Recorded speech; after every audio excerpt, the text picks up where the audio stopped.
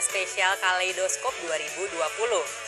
Di bulan Mei, salah satu atlet ganda campuran Indonesia, Tontowi Ahmad, resmi pensiun setelah sebelumnya rumor pengunduran dirinya lebih dulu merebak.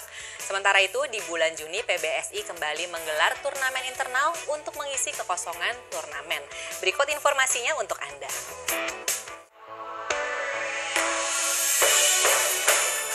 Sejumlah agenda besar bulu tangkis dunia kembali mengalami pengunduran menyusul dampak pandemi global virus corona atau COVID-19.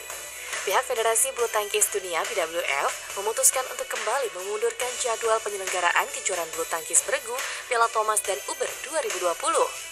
Ajang yang berlangsung di Denmark diubah jadwalnya dari 15 sampai 23 Agustus menjadi 3 hingga 11 Oktober. Keputusan ini diambil menyusul sikap pemerintah Denmark yang memperpanjang larangan kegiatan berskala besar sampai dengan akhir Agustus.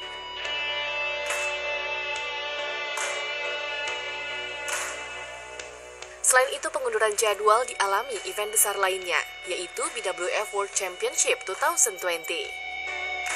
Awalnya turnamen yang akan digelar di Huelva, Spanyol dijadwalkan digelar pada Agustus tahun depan. Namun jadwal ini ternyata sangat mepet dengan event akbar lainnya, Olimpiade, yang berlangsung pada 23 Juli sampai 8 Agustus.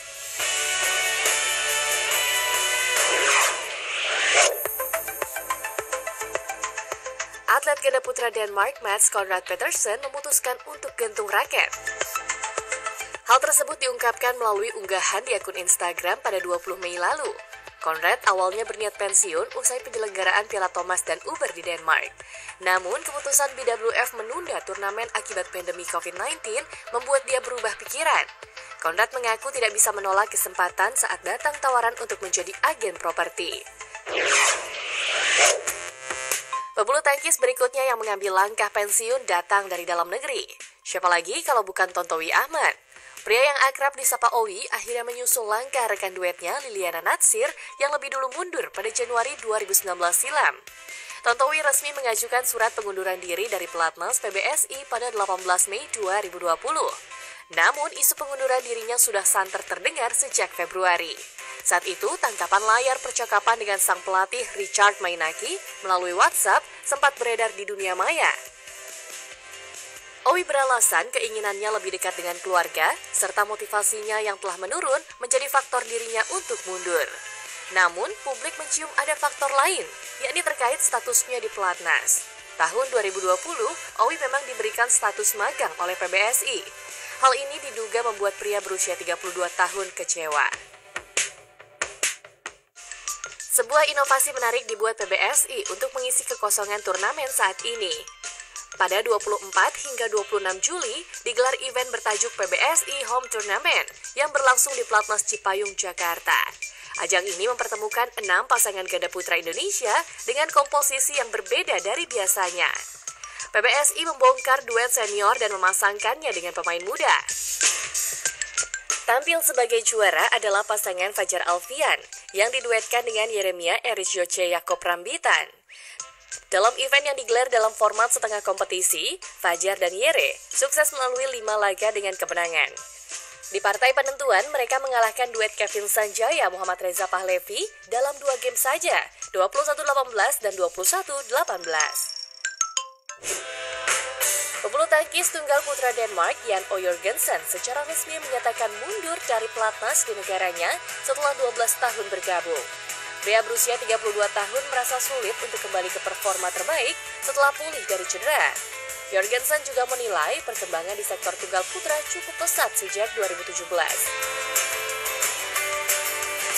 Ini membuat dirinya semakin sulit untuk kembali ke jajaran elit tunggal putra dunia. Jorgensen sempat mengalami cedera di bagian tumit dan pinggul. Dia akhirnya menyerah karena tidak mampu pulih 100%. Dia akan hijrah ke Jerman bersama sang istri yang merupakan atlet bola tangan dan ex-kapten timnas Denmark.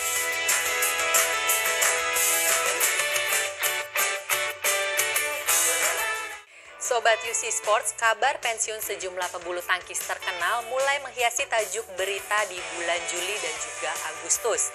Dimulai dari legenda bulu tangkis Tiongkok Lin Dan hingga Carsten Mogensen dan Ayaka Takahashi memutuskan untuk gantung raket. Sukses menggelar turnamen internal untuk ganda putra, PBSI menggulirkan ajang serupa untuk kategori ganda campuran pada 1 hingga 3 Juli 2020. Ajang ini diikuti oleh 11 pasangan pelatnas. Bila di turnamen untuk ganda putra, tim pelatih merombak susunan pasangan, hal serupa tidak diterapkan di ganda campuran. Tim pelatih tetap menurunkan pasangan yang sesuai dengan biasanya. Dalam laga final, duet Pravenchor dan Melati Daeva tampil sebagai juara. Peraih gelar All England 2020 ini mengalahkan Akbar Bintang Winnie Octavia Kandau dalam pertarungan 2 game, 21-9, 21-17. Pecinta bulu tangkis dunia mendapat kabar mengejutkan.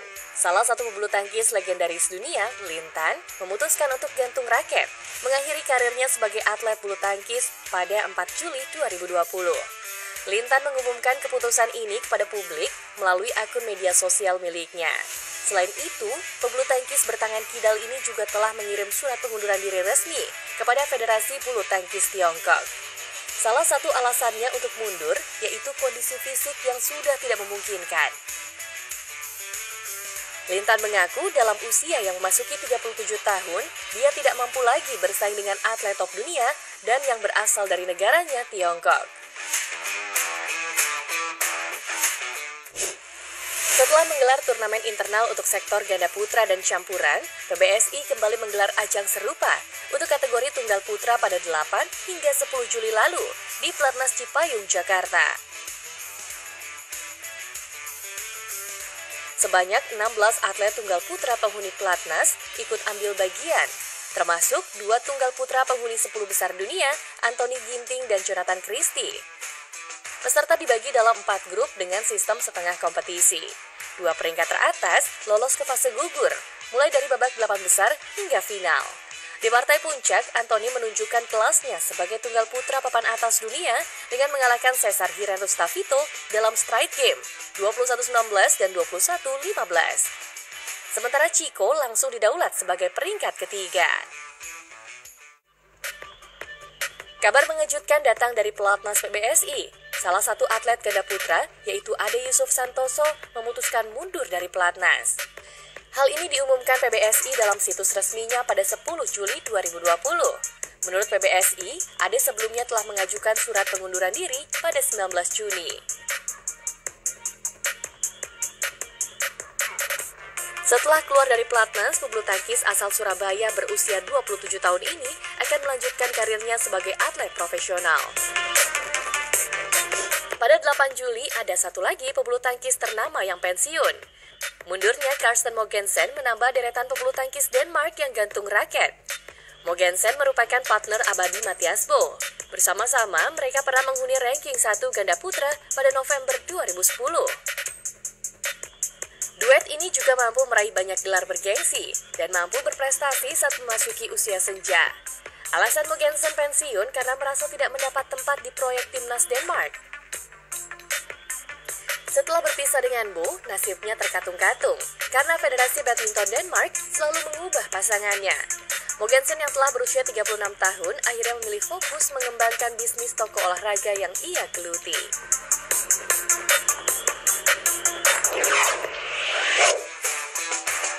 Sebanyak 11 pasangan ganda putri ikut ambil bagian dalam PBSI Home Tournament pada 15 hingga 17 Juli. Mereka dibagi dalam 4 grup dan bertanding dalam sistem setengah kompetisi. Dalam ajang ini, PBSI membongkar pasang beberapa pasangan. Misalnya, Grecia Poli tidak berduet dengan pasangan aslinya Apriani Rahayu. Grace diduetkan dengan atlet muda Feby Valencia Dwi Jayanti. Sementara Apri berpasangan dengan Michelle Christine Bandaso. Tampil sebagai juara adalah pasangan Ripka Sugiarto, Siti Fadia Silva Ramadanti yang mengalahkan Apriani Michelle melalui straight game 21-17 dan 25-23 di partai final. Sementara peringkat ketiga dihuni Grecia dan Feby yang menundukkan duet Jessita Putri dengan Lani Triamayasari dengan skor 21-15 dan 21-8. Dari bulu tangkis internasional, Komite Olimpiade Internasional atau IOC telah merilis jadwal pertandingan bulu tangkis di Olimpiade Tokyo tahun 2021. Pertandingan cabang olahraga ini akan dimulai pada 24 Juli dan berakhir 2 Agustus 2021. Venue yang ditunjuk menggelar cabang olahraga badminton yaitu Musashino Forest Sport Plaza di kawasan Chofu, Tokyo. Federasi Badminton Dunia BWF melakukan pengundian Piala Thomas dan Uber yang akan digelar di Aarhus, Denmark. Drawing dilakukan secara virtual di markas BWF yang berada di Kuala Lumpur, Malaysia pada 3 Agustus 2020. Hasil drawing ini memudahkan langkah tim bergu putra untuk lolos ke fase gugur. Sementara untuk tim putri, perjuangan berat harus dilalui untuk meraih tiket perempat final. Indonesia yang menyandang unggulan pertama di Piala Thomas kali ini ditempatkan di grup A. Kevin Sanjaya dan kolega akan menghadapi Malaysia serta 2 negara Eropa, Inggris dan Belanda. Malaysia diprediksi akan menjadi lawan terberat Indonesia. Dari sektor bergu putri, langkah Indonesia untuk melaju ke fase gugur terbilang sangat menantang. Sebab ada 2 lawan berat yang menanti di fase ini. Drawing menempatkan Indonesia di grup B bersama Korea Selatan, Malaysia, dan Australia. Indonesia sendiri menyandang unggulan kedua di grup ini untuk menemani negeri ginseng melaju ke fase gugur. Meski begitu, perhitungan di atas kertas ini tidak boleh membuat Indonesia lengah, karena Malaysia bisa memberi kejutan. Kabar mengharukan baru saja datang dari bulu tangkis Jepang. Salah satu pebulu tangkis ganda putri negeri matahari terbit, yaitu Ayaka Takahashi, menyatakan mundur dari pentas bulu tangkis internasional. Hal itu diungkapkan Ayaka dalam akun Instagram pribadinya. Wanita berusia 30 tahun sempat mengunggah video pendek yang berisi ucapan perpisahan kepada fans dan rekan-rekannya.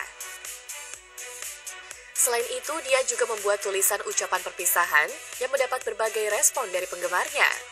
Banyak yang merasa sedih, sekaligus memberi dukungan dan ucapan selamat kepada Ayaka.